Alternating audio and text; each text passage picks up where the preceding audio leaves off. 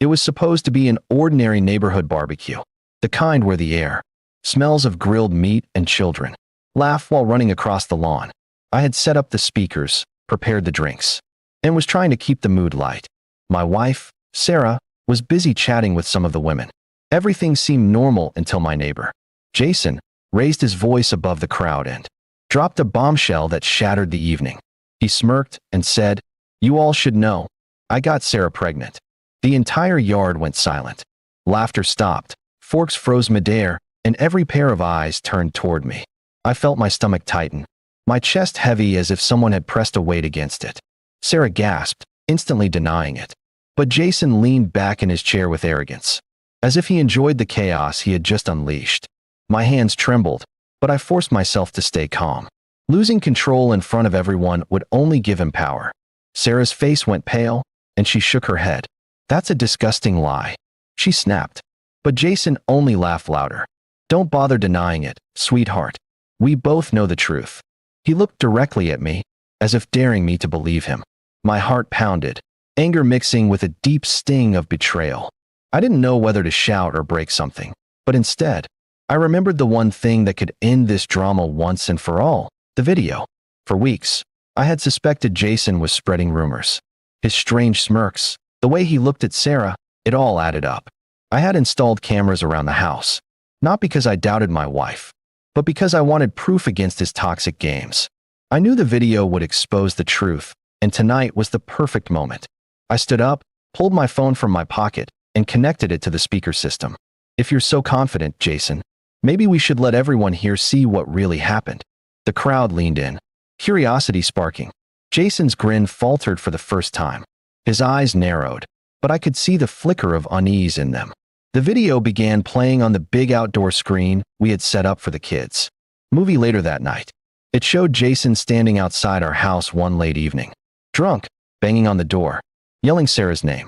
She never let him in. Instead, the video showed her calling me, her voice shaking as she begged me to come home quickly.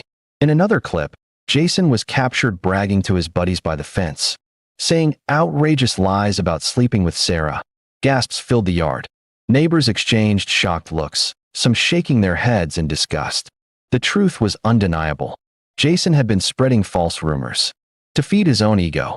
His smirk had vanished completely now, replaced by anger and embarrassment. He shouted, "That doesn't prove anything." But his voice cracked, and no one believed him anymore.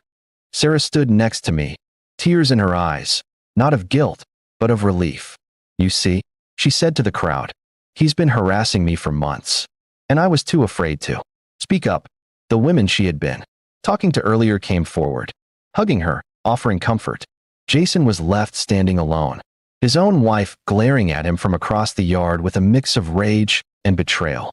Jason tried to storm out, but not before his wife caught his arm. "Is this true?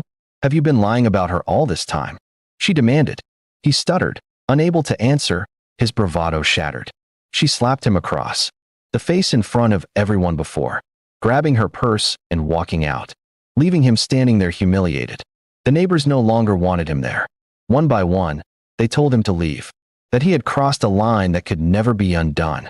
Jason stumbled out of the yard, defeated, his reputation in ruins. The man who had tried to destroy my marriage had just destroyed his own. When the chaos settled, I turned to Sarah. She hugged me tightly, whispering, "Thank you for believing in me."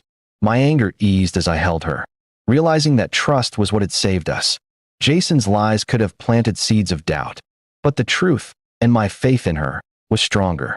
The rest of the evening continued, though quieter.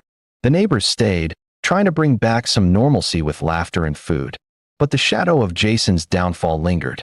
People whispered, not about me or Sarah, but about him, how dangerous lies can be, how cruel a jealous heart can turn. Later that night, when the guests had gone and the house was quiet, Sarah and I sat together on the porch. She held my hand, her voice soft. "I was so scared you'd doubt me." I shook my head. "I know who you are, Sarah. He could never take that away from us." The scandal that night could have broken us apart, but instead, it made us stronger. Jason had tried to claim victory by dragging Sarah's name through the mud, but all he managed was to expose himself as the liar he truly was. From that day forward, he became an outcast in the neighborhood, while Sarah and I rebuilt our peace. Every time I looked at her, I reminded myself that trust is the strongest defense against betrayal, and truth always comes out, sometimes in the form of a video that changes everything.